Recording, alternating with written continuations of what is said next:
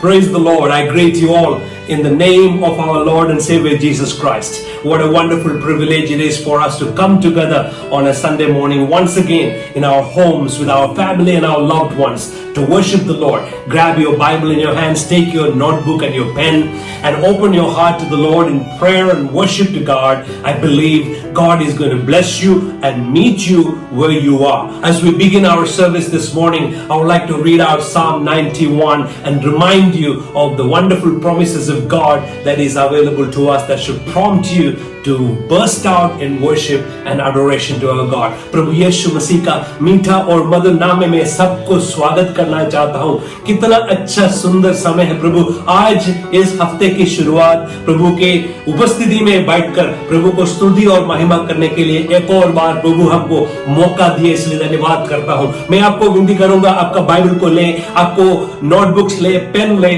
और प्रभु की उपस्थिति में दिल खोलकर, मन को खोलकर बैठे। प्रभु आपसे बात करने जा रहे हैं, प्रभु आपसे संबंध करना चाहते हैं, प्रभु आपके ऊपर एक अनुग्रह देना चाहते हैं। हालेलुया। प्रभु का उपस्थिति आपका घर में, आपके मित्र लोगों के साथ, आपके परिवार के साथ जब आप स्तुति और आराधना करते हैं, प्रभु आपके साथ है। इस सुबह में आपको भजन संगीता 91 आपको याद देना चाहते हैं ताकि आप प्रभु के लिए एक अच्छा आराधना लेके आ सकते हैं। Psalm 91. He who dwells in the secret place of the Most High shall abide under the shadow of the Almighty. I will say of the Lord, He is my refuge and my fortress, my God, in Him I will trust. Surely He shall deliver you from the snare of the fowler and from the perilous pestilence. He shall cover you with His feathers, and under His wings you shall take refuge. His truth shall be your shield and buckler. You shall not be afraid of the terror by night, nor of the arrow that flies by day, nor of the pestilence that walks in darkness, nor of the destruction that lays waste at noonday. 1,000 may fall at your side, and 10,000 at your right hand, but it shall not come near you. Only with your eyes shall you look and see the reward of the wicked, because you have made the Lord, who is my refuge, even the Most High, your dwelling place. No evil shall befall you, nor shall any plague come near your dwelling, for He shall give His angels charge over you, to keep you in all your ways. In their hands they shall bear you up, lest you dash your foot against a stone. You shall tread upon the lions and the cobra, the young lion and the serpent you shall trample underfoot. Because He has set His love upon me, therefore I will deliver him. I will set him on a high, because he has known my name. He shall call upon me, and I will answer him. I will be with him in trouble. I will deliver him and honor him. With long life, I will satisfy him and show him my salvation. Let the name of the Lord be praised today, because the promises of God are true for the children of God. Hallelujah. They that worship God must worship him in truth and in spirit. Offer up to God a thanksgiving and worship to God, for he has kept his word upon us during this last nearly 4 months. God is a good God. Let's worship him this morning. Hallelujah, praise the Lord. आइए हम परमेश्वर की मिलके परमेश्वर की स्तुति करेंगे, उसका धन्यवाद करेंगे, उसकी आराधना करें, उसके प्रेम के लिए, उसके अनुग्रह के लिए, उसके दया के लिए. Come, let us worship our holy God, our Creator. Let us worship him with all our heart, with all our strength, because he is worthy to be praised. Hallelujah, praise the Lord. Amen. हम मिलके गीत के साथ परमेश्वर की स्तुति करेंगे.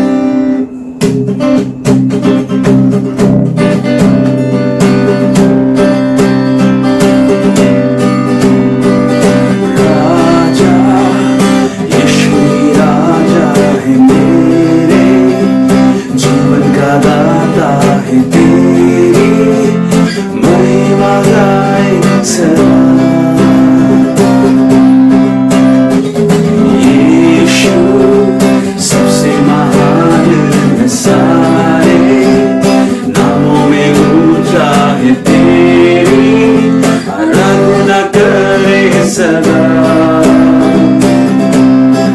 आओ सभी हम मिलके करें यीशु मसीह से दुआ, कि कोई भी ना नाश हो पाए जीवन.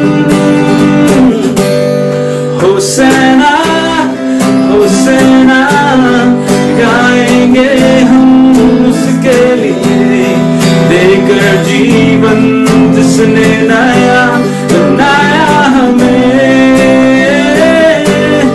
होसैना होसैना करती रहे अब ये जुबां, नाचेंगे हम, गाएंगे हम अब तो सदा. जीवन ये तेरी ही हाथों में, महिमा ओ मेरे इस जीवन से तेरी इच्छा को पूरी करूं. हालेलुया.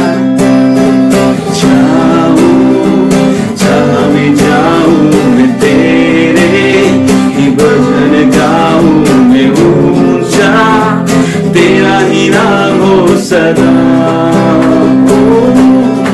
आओ सभी हम मिलके करें यीशु मसीह से दुआ, कि कोई भी ना नाश हो पाए जीवन.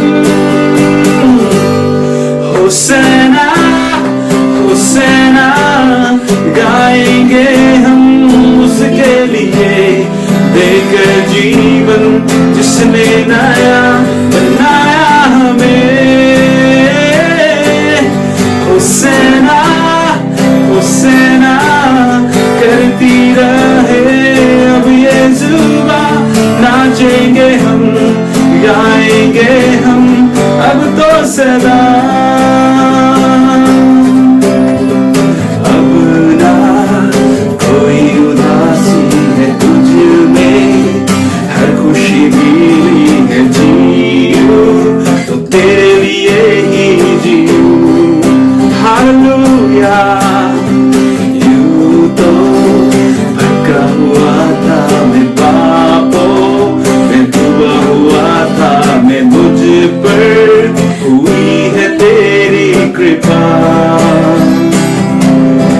आओ सभी हम मिलके करें यीशु मसीह से दुआ, कि कोई भी ना नाश हो पाए जीवन.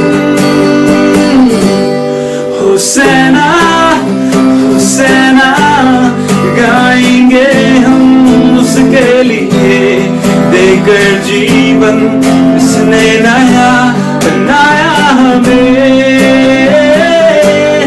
हुसैना हुसैना करती रहे अब ये जुबां, नाचेंगे हम गाएंगे हम अब तो सदा। Hallelujah, praise the Lord. The Word of God says in Matthew chapter 11 verse 28, "Come to me, all you who are weary and burdened, and I will give you rest." Hallelujah, praise the Lord. Yes, Lord, we come to you, Lord Jesus, as we are, Lord. Because we trust in you, Lord Father. You are a good God, Lord Father. Hallelujah. Thank you, Lord Jesus. We can come to you anytime, Lord Jesus, in any condition, Lord Jesus. And you're always there, Lord, waiting for us, Lord Father.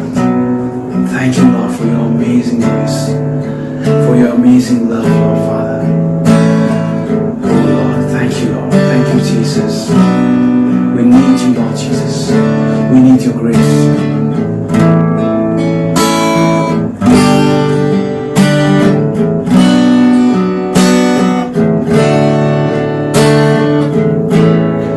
Oh, how I need your grace, more than my words can say. Jesus, I come. Jesus, I come. In all my weaknesses, you are my comforter. Jesus, I come. Jesus, I come. I will rise, stand redeemed, heaven open over me. To your name eternally, endless glory I will bring. Hallelujah. Oh, what amazing love. We need your cleansing flood. Jesus, I come.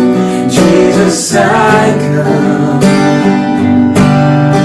In every broken place, you are my righteousness. Jesus, I come. Jesus, I come. I will rise, stand redeemed, heaven open over me. To your name eternally, endless glory I will bring. I will rise, stand redeemed, heaven open over me.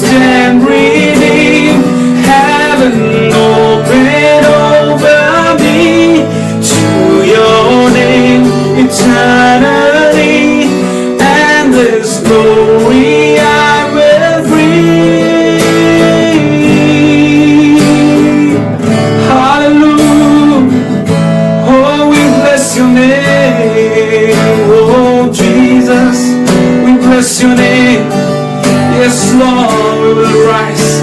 We will stand redeemed, Lord Jesus. Oh Lord, yes, Lord Jesus, we proclaim your victory. Oh, the victory of the cross right now. Oh, in the name of Jesus. Oh, we proclaim. Oh, we love you, Jesus. Hallelujah. Oh, we can come to you, Lord, at any time, Lord Jesus, any moment, Lord, as we are, Lord Jesus. Thank you, Lord. Thank you, Jesus. Yes, Lord. Thank you, Lord. We bless your name, Lord. Hallelujah. Praise the Lord. Thank you, Abba Father, for your mercy, for your grace, Lord. We lift up your name, Lord Jesus. Oh, Lord, we worship you, Lord. Praise the Lord. Praise the Lord. Hallelujah. Bless the Lord, oh my soul. Oh my soul. Worship his holy name. Hallelujah. Hallelujah. Praise the Lord. Thank you, Lord. Thank you, Jesus. Thank you, Lord. In Jesus' name. In Jesus' name. We pray. Amen. Amen. Praise the Lord. God bless you all. Good morning, Life Break Church. It's an honor once again to bring the Word of God to you all from our lovely home. And we thank Pastor James and the entire church for giving us an opportunity once again. सुप्रभात life bridge church.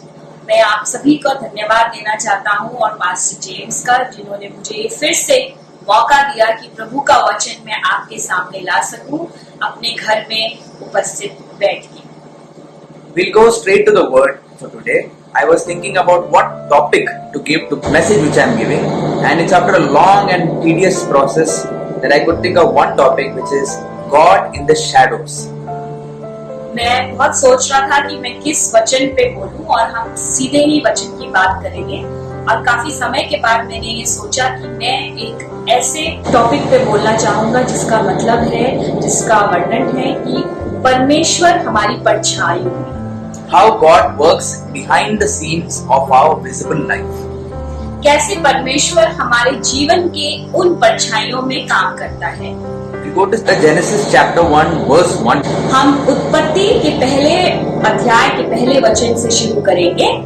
In the beginning, God created the heavens and the earth. आदि में परमेश्वर ने आकाश और पृथ्वी की सृष्टि की। Further, it goes on to say in the entire chapter that He created light, He created sky, land, birds, animals, etc. और आगे अगर हम इस वचन को पढ़ते हैं तो हम ये देखेंगे कि परमेश्वर ने पृथ्वी, आकाश, पक्षी, घास, पेड़ों और बाकी चीजों की रचना की। And He said it was good. और उन सब को देख के परमेश्वर ने कहा कि ये बहुत अच्छा है। In verse 27 He says, God created man in His own image. In the image of God, He created him. Male and female, He created them. 27 वचन में कहा है, परमेश्वर ने मनुष्य को अपने स्वरूप के अनुसार उत्पन्न किया। अपने ही स्वरूप के अनुसार परमेश्वर ने उसको उत्पन्न किया, नर और नारी करके उसने मनुष्य की सृष्टि की। And He said it was very good after creating it. और उसने देखा और कहा कि ये बहुत ही अच्छा है। But we all know what happens after that when sin entered the world. और फिर हम सब जानते हैं कि उसके बाद क्या हुआ जब पाप ने इस संसार में घुस गया। If we believe God is for real, how do we deal with things like evil, war, violence and crime? अगर हम ये विश्वास करते हैं, ये मानते हैं कि परमेश्वर वाकई में असली है, तो फिर हम युद्ध और बुराई और जितने भी अपराध हो रहे हैं, ऐसे ये सब क्यों हो रहे हैं? When bad things happen to good people, or when we see the world corrupt with immoral evil which is happening, in the depth of our heart we would have questioned the existence of God. जब हम देखते हैं कि हमारे संसार में बुरी चीजें होती हैं किसी अच्छे व्यक्ति के साथ, और हम देखते हैं कि कितने सारे अपराध हो रहे हैं, तब हमारे मन में भी ये शंका आती है और हम अपने हृदय की गहराई में सोचते हैं कि क्या वाकई में परमेश्वर अस्तित्व है? Does God really exist? Am I actually living a lucky life wherein when things go as per plan, we are forced to believe that God is working, and when things don't go as per plan, someone tells us that God might be doing something better for you in your life. कभी हम सोचते हैं कि क्या परमेश्वर वाकई में मौजूद है, और कब हम ये भी सोचते हैं कि जब हमारे आसपास बहुत सारी चीजें गलत हो रही होती हैं तो हमें ये लगता है शायद हमारी जीवन अच्छी चल रही है तो हम भाग्यशाली हैं कि सब कुछ अच्छा चल रहा है, और जब कुछ हमारे साथ बुरा होता है तो हम ये सोचते हैं कि परमेश्वर शायद हमें हमारी बुराई का पनिशमेंट दे रहा है। We might be asked deep in our heart whether God actually exists or not. तब हम शायद अपनी गहराई, हृदय की गहराई में सोचते हैं कि क्या वाकई में परमेश्वर मौजूद है इस संसार में।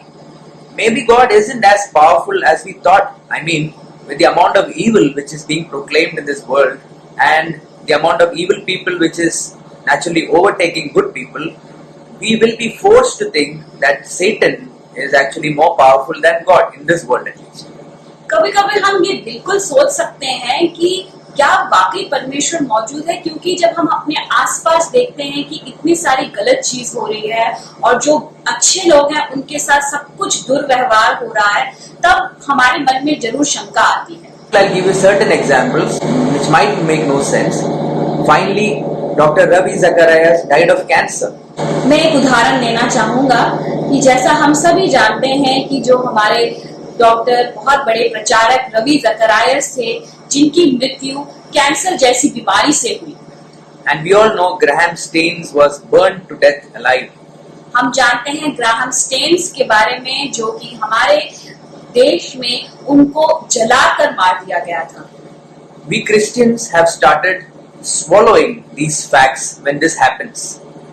हम मसीह लोगों ने इन सब बातों को निगलना शुरू कर दिया है। Tell the truth, when these things happen, we only wish that nobody of our non-Christian friends, we only wish that they would not ask us as to why this is happening. Where is your God now? जब ये सब चीजों के बारे में हम सुनते हैं तो हम यही सोचते हैं कि काश कि कोई हमारा गैर मसीही जन हमसे ये ना पूछे कि ऐसा सब क्यों हो रहा है संसार में। When questions like these knock at our doors, I want you to do 3 things. जब ऐसे प्रश्न हमारे हृदय में खटखटाते हैं, तब मैं चाहता हूँ कि हम सब एक ऐसी 3 बातों को सोचें। God wants us to realize these 3 things. और परमेश्वर चाहते हैं कि हम इन चीजों का एहसास करें अपने जीवन में। We have to realize first of all that God is all powerful and God is perfectly good. हमें सबसे पहले ये बात को एहसास करना है कि परमेश्वर शक्तिशाली है और परमेश्वर भला है। People might ask you that the God you preach must not be good because he tolerates evil, and he must not be powerful because he can't overcome evil. आपके जो गैर मसीह लोग हैं या दूसरे जन आपसे पूछते होंगे कि ये परमेश्वर जिसको तुम पूछते हो क्या क्यों शक्तिशाली है, वो तो ये दुष्टता को चलाने दे रहा है, वो दुष्टता का अंत नहीं कर रहा है। One of my seniors in my workplace, he was a very good person, very well-mannered person. We were sharing a room together. So he asked me when I was reading the Bible as to why you keep reading the Bible and trusting in God. For which I shared my faith with whatever I knew. To which he told me, I do not believe in God because of the various evil and the extreme evil which is happening in this world. How can a person like God tolerate it? So he is concluded that there is no God. कुछ साल पहले किसी के मेरे जो senior थे काम में, मैं उनके साथ अपना रूम शेयर कर रहा था, तो उन्होंने मुझे देखा था कि मैं बाइबल पढ़ता था और उन्होंने मुझसे एक बार सवाल किया कि तुम ये क्यों इतना बाइबल पढ़ते हो। तब मैंने उनको अपने विश्वास के बारे में बताया, तब जिसका जवाब उन्होंने ये दिया कि वो परमेश्वर जैसे किसी चीज पर विश्वास नहीं करते, क्योंकि अगर परमेश्वर मौजूद होते इस संसार में तो जितनी भी बुराई है और दुष्टता है उस सब का नाश हो चुका होता। Let's see what the Bible has to say. आइए देखते हैं कि बाइबल इसके बारे में क्या बोलता है। Psalm 34 verse 8 भजन संहिता 34 का 8 says that taste and see that the Lord is good. कहता है परख कर देखो कि यहोवा कैसा भला है। Psalm 107 verse 1 says, give thanks to the Lord for he is good, his love endures forever. भजन संहिता 107 का 1 बोलता है कि यहोवा का धन्यवाद करो क्योंकि वो भला है और उसकी करुणा सदा की है। Psalm 145 verse 9 says, "The Lord is good to all." भजन संहिता 145 का 9 कहता है कि यहोवा सबों के लिए भला है। Entire Bible is a testimony of God's good and loving nature. जो पूरी संपूर्ण बाइबल है वो हमें परमेश्वर की प्रेम और परमेश्वर की सत्य के बारे में बताती है। So there is no questioning His goodness and love. तो हमें उसकी परमेश्वर की सच्चाई और परमेश्वर की महानता और परमेश्वर की प्रेम के बारे में कोई शंका नहीं होनी चाहिए। If anyone asks you why, और अगर कोई आपसे पूछता है क्यों, you can tell because the Bible tells me so. तो आप ये कह सकते हैं कि क्योंकि पवित्र वचन बाइबल ये बोलता है, There is no other reason required.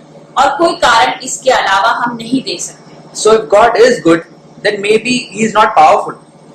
तो अगर परमेश्वर भला है तो शायद ऐसा भी हो सकता है कि परमेश्वर शक्तिशाली ना हो To overcome the evil. और इतना शक्तिशाली ना हो कि दुष्टता पे जय पा ले। Isaiah 40 verse 25 to 26 says, यशाया 40 का 25 और 26 ये बोलता है, "To whom will you compare me, or who is my equal, says the Holy One. Lift your eyes and look to the heavens, who created all these? He who brings out the starry hosts one by one and calls them each by name. Because of His great power and mighty strength, not one of them is missing." सो तुम मुझे किसके समान बताओगे कि मैं उसके तुल्य ठहरूं? उस पवित्र का यही वचन है। अपनी आंखें ऊपर उठाकर देखो, किसने इसको सिरजा? वह इन तारागणों के गिन गिन कर निकालता, उन सबको नाम ले ले कर बुलाता है। वह ऐसा सामर्थी और अत्यंत बली है कि उनमें से कोई बिना आए नहीं रहता। So He is powerful as well. तो परमेश्वर बिल्कुल शक्तिशाली है। We know from the Bible that Satan also came to present himself before God in Job 2 verse 1. और हम जानते हैं कि अय्यूब की पत्री 2:1 में कहा है कि शैतान भी परमेश्वर के सामने उपस्थित हुआ था। So what's wrong? What's missing in this formula of God and evil? तो इसमें गलत क्या है? तो ये जो तथ्य है जो हम दुष्टता के बारे में बोलते हैं, इसमें गलत क्या है? Brings me to the second part which you should understand. तो इससे हम दूसरे भाग में आएंगे जिसके में बताया गया है God cannot do certain things. परमेश्वर कुछ ऐसी चीज है जो वो नहीं कर सकता। Really? Are you telling me God cannot do certain things? क्या आप मुझे ये बताना चाह रहे हैं कि परमेश्वर वाकई में कुछ चीज नहीं कर सकता? Yes. हाँ, God cannot lie or be tempted. हाँ, परमेश्वर झूठ नहीं बोल सकता और परीक्षा में नहीं पड़ सकता। Numbers 23 verse 19 says, गिनती 23 का 19 कहता है, God is not a man that he should lie. परमेश्वर मनुष्य नहीं कि वह झूठ बोले। And James 1:13 says, God cannot be tempted by evil, nor does he tempt anyone. और याकूब की पहली पत्री 13वां अध्याय में कहा है, क्योंकि न तो बुरी बातों से परमेश्वर की परीक्षा हो सकती है और न वह किसी की परीक्षा आप करता है। God cannot do anything out of his character, which is love. परमेश्वर अपने चरित्र के अलावा कुछ नहीं कर सकता जो कि उसका चरित्र प्रेम करना है। God also cannot lie because he is the truth. और परमेश्वर झूठ नहीं बोल सकता क्योंकि वो सत्य है। And God cannot sin because he is pure. और परमेश्वर पाप भी नहीं कर सकता क्योंकि वो शुद्ध है। So now since we realize that God cannot do certain things against his character, now we have to recognize what the source of evil is. तो अब हमने देखा कि परमेश्वर अपने चरित्र के क्योंकि इसका चरित्र प्रेम करना है, इसलिए वो कुछ ऐसी चीजें नहीं कर सकता है, परंतु फिर भी दुष्टता संसार में क्यों मौजूद है। So we have to recognize the source of evil. तो हमें ये देखना है, पहचानना है कि असली दुष्टता का स्रोत क्या है। Some unbelievers might say, since you say God created everything, it is only possible that God only created evil. कुछ अविश्वासी लोग ये मानते हैं या ये बोलते हैं कि क्योंकि परमेश्वर ने ही दुष्टता की रचना की, इसलिए संसार में दुष्टता है। God did not create evil, परमेश्वर ने दुष्टता की रचना नहीं की, but He created a possibility for evil when He decided to create man, that is you and me, out of love. परंतु जब परमेश्वर ने मनुष्य की रचना की, तब ऐसी संभावना हुई कि मनुष्य पाप करेगा। God created humans in His own image, as we read from Genesis chapter. परमेश्वर ने मनुष्य की रचना अपने स्वरूप में की, जैसा कि हमने उत्पत्ति में पढ़ा, Capable of having and sustaining a personal relationship with Him. और परमेश्वर ने मनुष्य की रचना अपने स्वरूप में इसलिए की ताकि हम उससे एक रिश्ता बना सकें। But God's nature is unconditional love, meaning love without any conditions or any external pressure put in. और परमेश्वर ने जब मनुष्य से प्रेम किया तो उसने बिना किसी शर्त के वो प्रेम किया। God can only love because it says in 1 John 4:8 that God is love. परमेश्वर सिर्फ प्रेम कर सकता है क्योंकि पहला यूहन्ना 4:8 में लिखा है, परमेश्वर प्रेम है। God doesn't know how not to love. परमेश्वर को नहीं पता प्यार कैसे नहीं करना है। So if He created us in His image, He created humans with the capability or with a choice to love or not love without any conditions being imposed by God Himself on us. तो परमेश्वर ने जब मनुष्य की रचना की, तब उसने मनुष्य को ऐसा बनाया कि मनुष्य या तो प्यार कर सकता है या तो प्रेम नहीं कर सकता। उसने ये कोई शर्त नहीं रखी मनुष्य पे। This choice was ours because He created us in His image. ये चुनाव मनुष्य का था क्योंकि मनुष्य परमेश्वर के स्वरूप में बना है। In the defense, we take a pledge every year to protect each and every citizen of India, even if it meant dying for the citizens. हम जब डिफेंस सर्विसेज में काम करते हैं तो हम एक प्रतिज्ञा लेते हैं कि हम अपने देश के लिए कभी भी मर सकते हैं। But there was no pledge which was taken by Adam, and there was no pledge which you and I have taken with God.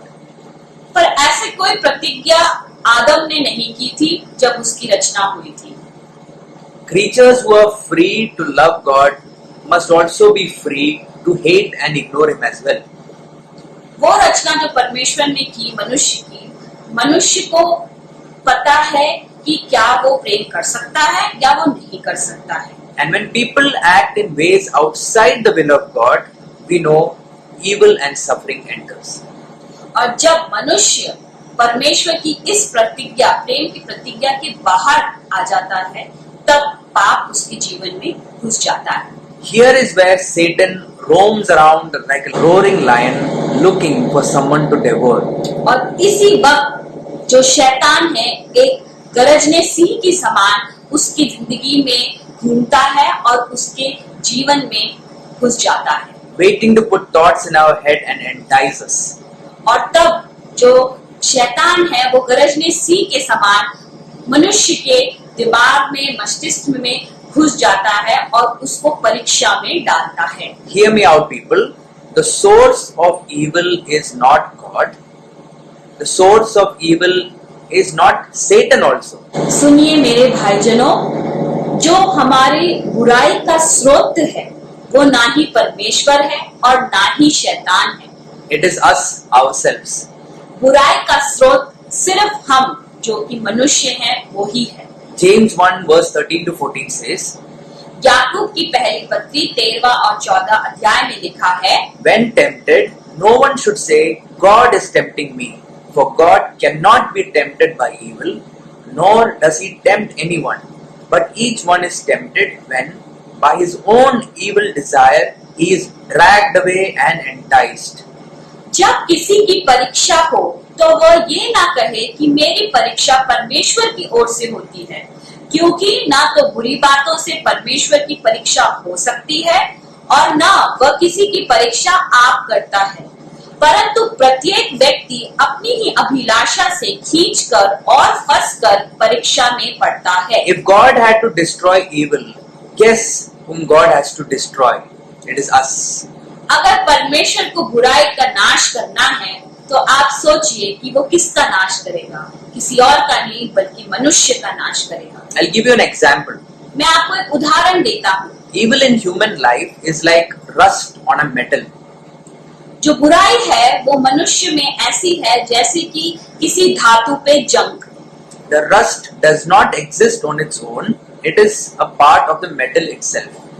जो किसी धातु पे जो जंग आ जाती है वो कहीं और से नहीं आती परंतु उस धातु की चरित्र से आती है।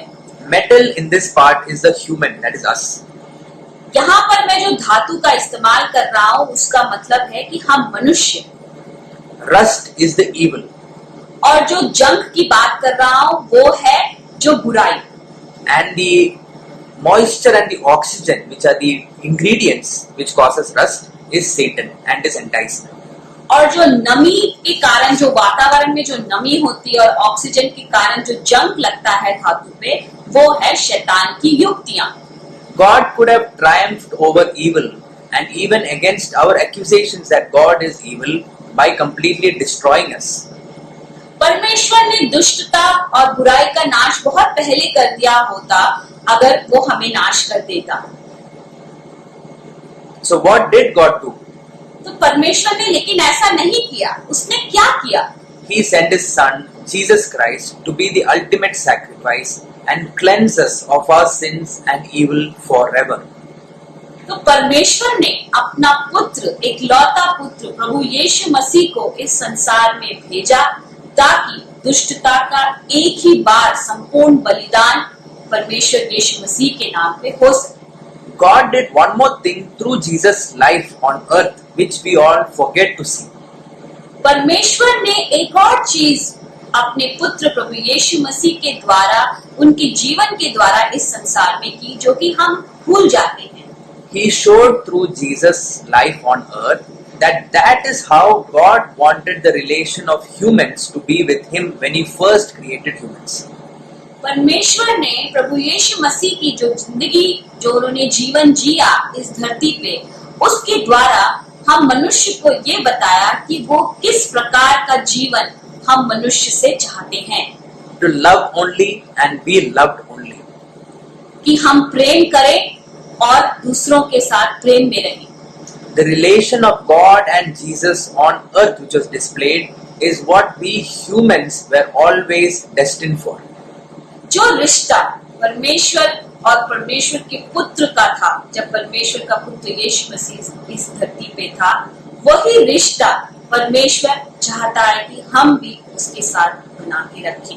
When God sees us through Jesus' blood sacrificed, जब परमेश्वर हमें प्रभु यीशु मसीह के बलिदान क्रूस के बलिदान के लहू द्वारा देखता है God sees His own reflection when He looks at us through Jesus Christ living in us. जब प्रभु यीशु मसीह मनुष्य के हमारे जीवन में आ जाते हैं तब परमेश्वर अपने स्वरूप को हमारे जीवन में प्रभु यीशु मसीह द्वारा देखते हैं। Because Jesus is the image of God Himself. क्योंकि प्रभु यीशु मसीह परमेश्वर का स्वरूप है। Now since we realize now where the source of evil is and what is happening in this world, what can we do as people now in this world?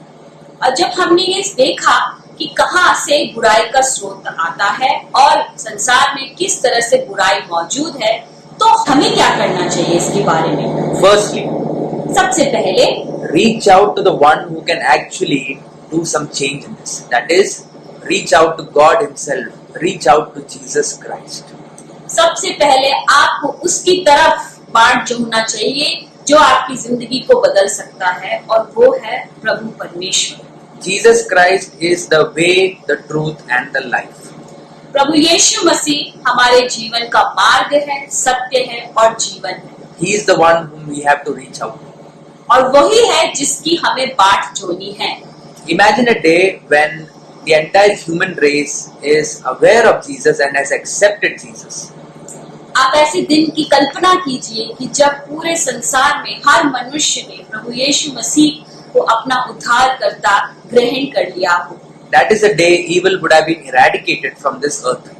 और वो उस दिन सारी बुराई और दुष्टता का नाश हो जाएगा। That is how exactly heaven looks like. और वैसा ही हमारा स्वर्गीय स्वर्ग दिखेगा। But some people might still ask you, just for this realization, why is so much of evil required? Why does, in fact, a suicide bomber have to step into a church and kill 150 people, wherein 2 people's death could have also made us realize all this? आपसे कोई पूछेगा कि अगर इतना ही है तो इतना सारा दुष्टता और इतनी सारी बुराई क्यों है मौजूद संसार में? क्यों ऐसा होता है कि कोई आत्मघात हमलावर किसी चर्च में घुस जाता है और इतने सारे लोगों को मार डालता है, जहां पे सिर्फ 2 जन के मरने से दुष्टता का नाश हो सकता है? Answer is, we don't know. उसका उत्तर है, हमें इसके बारे में नहीं पता। Isaiah 55 verse 9 says, यशाया 55 का 9 कहता है, As the heavens are higher than the earth, so are my ways higher than your ways, and my thoughts than your thoughts. क्योंकि मेरी और तुम्हारी गति में और तुम्हारे सोच विचारों में आकाश और पृथ्वी का अंतर है। God can't possibly explain it to us because we just wouldn't understand His plan. बहुत समय और बहुत सारी चीजें परमेश्वर हमें नहीं समझा सकते क्योंकि शायद हम नहीं समझ पाएंगे। I'll give you an example of us and ants. मैं आपको एक हमारी और चींटी का उदाहरण दूंगा। I see a lot of ants now roaming around, this being the rainy season over here. मैं देखता हूँ हमारे आसपास क्योंकि बारिश का मौसम है तो हर जगह चींटियां मुझे बहुत दिखती हैं। So imagine yourself as a creator of these ants. तो आप महसूस करिए कि आप इन चींटियों को आपने रचा है। Now these ants, you can see they are going forth in one direction. और आप देखें एक ही ये जो चींटियां हैं वो एक ही रास्ते में सीधी चलती रहती हैं। Now you see that the end of their path, you can see actually they are going into danger.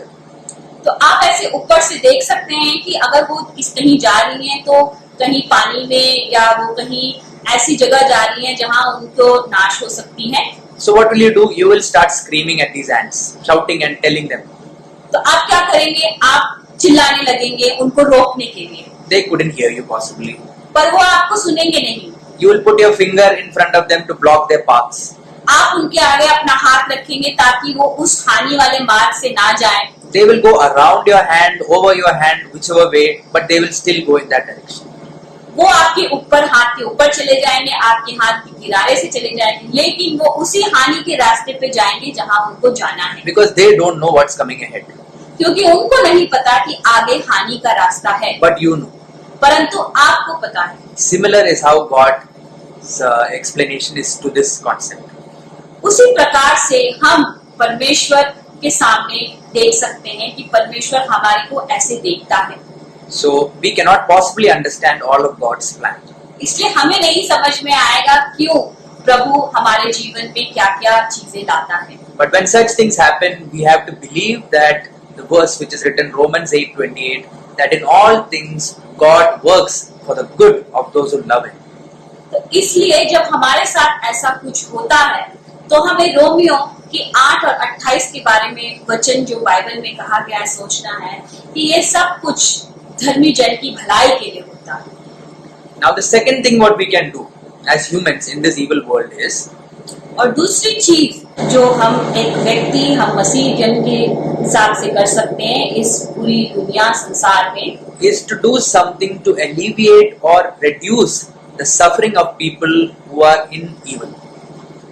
दूसरी चीज हम ये कर सकते हैं कि हमें अपनी तरफ से कुछ करना है जो कि जो पीड़ा में लोग हैं उसकी पीड़ा को कम कर सके। As Christians, we have a job to pray for these people and spread the gospel. क्योंकि हम लोग मसीह लोग हैं तो हमारी एक उत्तरदायित्व बनता है कि हमें जो लोग पीड़ा में हैं उनके लिए प्रार्थना करें और उनकी मदद। For this, we need to open our eyes and see the suffering of the poor people around as well. इस सब के लिए हमें अपनी आंखों को, अपने हृदय की आंखों को खोलना है और हमारे आसपास जितने लोग पीड़ित हैं उनको देखना है। Who stops you from contributing? Who stops you from giving food, money, clothes? कौन आपको रोक रहा है किसी पीड़ित व्यक्ति के लिए खाना देना, पैसा देना या कोई कपड़ा देना? This is all not to lure others or to convert them forcibly. ये इसलिए नहीं है कि आप उनको लुभाव सकें, but this is just to show that this is what Christ taught us as Christians. पर ये सिर्फ इसलिए है तो ये बतलाने के लिए कि प्रभु यीशु मसीह जो इस दुनिया में था, जो उन्होंने किया, उसी का ही उदाहरण हम अपने जीवन में लागू करें। Christ taught us to be a servant and to serve others and not to be served. प्रभु यीशु मसीह ने हमें ये सिखाया कि हम दूसरों की सेवा करें, ना कि अपनी सेवा करवाएं। The church, which is the body of Christ, is committed to this. जो कलीसिया है, जो प्रभु यीशु मसीह की देह है, उसको ये उत्तरदायित्व लेना है। And it's just not the job of the pastor and 2-3 members of the church to go about doing this. और ये जो सेवा का भाव है, सेवा का कार्य है, ये सिर्फ हमारे पासवान या पास्टर या कुछ लोगों का नहीं है। It's each and every member's responsibility to do this part. ये हर एक व्यक्ति जो कि एक कलीसिया में है, उसका उत्तरदायित्व है। We have to help in whatever way it is possible from our side. हम जिस भी प्रकार से किसी पीड़ित व्यक्ति को मदद कर सकते हैं या सेवा कर सकते हैं, हमें करना है। And hear me out on this. और मेरी बात सुनिए इस वचन पे। If our help, what we think we are giving to somebody else, doesn't bring us outside our comfort zone, we are not helping at all. और हमारा जो ये भाव है, सेवा का भाव, अगर हमें हमारे आरामदेह जिंदगी से नहीं निकाल लाता, तो इसका मतलब हम सेवा नहीं कर रहे। If I am a person helping others by giving monetary benefit, then if by my giving of money doesn't pinch me, that it is not affecting me that I am giving so much money and it is not disturbing me, then I am not helping at all. अगर मेरा सेवा का भाव ऐसा है कि मैं किसी को आर्थिक तरीके से मदद कर सकता हूँ, और वो मदद अगर मेरे को चुभे ना, या वो मदद मुझे टटोले ना, या मुझे परेशानी ना हो उस मदद करने से, तब तक मैं असली रूप से मदद नहीं कर रहा हूँ किसी की। What I mean to say is that what we do should be in such a manner that we should be actually helping and not just so that people see that we are helping. मेरे बोलने का तात्पर्य ये है कि जब हम किसी की सेवा करते हैं, तो ऐसी वो सेवा होनी चाहिए कि दूसरों को ना लुभावना हो, परंतु ये प्रभु यीशु मसीह की महिमा के लिए। So first let us serve others before pointing our fingers to God and accusing Him of all the evil in the world. इसलिए सबसे पहले हमें दूसरों की सेवा करनी है जो कि पीड़ित में हैं, और परमेश्वर को ये दोष नहीं देना है कि क्यों इस संसार में बुराई है। Third and most and the last important thing is, तीसरा और सबसे आखिरी महत्वपूर्ण बात ये है, in this evil world how we can survive is to wait and trust and believe in God's divine plan. इस बुराई संसार में, इस संसार दुष्टता की संसार में हम ये कर सकते हैं कि हमें बाट जोनी है परमेश्वर की, और परमेश्वर पर विश्वास रखना है। Wait and trust till Jesus Christ comes again to redeem His own. हमें परमेश्वर की बाट जोनी है और विश्वास करना है तब तक जब तक परमेश्वर आके हमें ना ले जाए। While we wait and trust, we can refer to 2 Thessalonians chapter 3 verse 3, which says, "But the Lord is faithful; He will strengthen you." क्यों हमें विश्वास करना है? क्योंकि दूसरी थिस्सलुनीकियों 3 और 3 में कहा है, परंतु प्रभु सच्चा है, वह तुम्हें दृढ़ता से स्थिर करेगा और उस दुष्ट से सुरक्षित रखेगा। He will strengthen you and guard you from the evil one. वो तुम्हें दृढ़ता से स्थिर रखेगा और दुष्टता से भी सुरक्षित रखेगा। Psalm 91:10 says, "There shall no evil befall thee." भजन संहिता 91:10 में लिखा है, कोई विपत्ति तुझ पर ना पड़ेगी। And Isaiah 26:4 says, "Trust in the Lord forever, for the Lord is an everlasting rock." यशाया 26:4 में लिखा है, यहोवा पर सदा भरोसा रख, क्योंकि प्रभु यहोवा सनातन चट्टान है। So wait, dear people, wait and trust God. तो प्रिय, परमेश्वर की बाट जोड़िए और परमेश्वर पर विश्वास रखिए। as it says in Romans 8 verse 19, even the creation waits in eager anticipation for the children of God to be revealed. जैसा कि रोमियो की पत्री 8:19 में लिखा है, क्योंकि सृष्टि बड़ी आशा भरी दृष्टि से परमेश्वर के पुत्रों के प्रकट होने की बाट जो रही है. Even the earth is waiting for that day when the chosen lot of God will be revealed. Can you imagine? और ये धरती भी उन आशा भरी दृष्टि से उन परमेश्वर के पुत्रों की का इंतजार कर रहा है. The Lord bless you and make His face shine upon you. God bless you. परमेश्वर आपको आशीष दे और अपना मुख आप पर चमकाए. Amen. आमीन. Thank you, Alan and Evelyn, for that wonderful message this morning. Even as Alan and Evelyn was sharing that word this morning, I was reminded of this story of this saint that lived once upon a time. And the story goes that this honest, upright, and a very considerate man was approached by the angel of the Lord and came to say, well, you have lived such an exemplary life. You have showed kindness and compassion to everyone. Now God has sent me to grant you any wish that you may have. The saint did not hesitate. He wanted to capitalize on this opportunity, and the saint told the angels, well, angel, my heart desire, my greatest desire is that wherever I walk and wherever my shadow falls, I want whatever and wherever my shadows falls upon be blessed. What a wonderful attitude to have.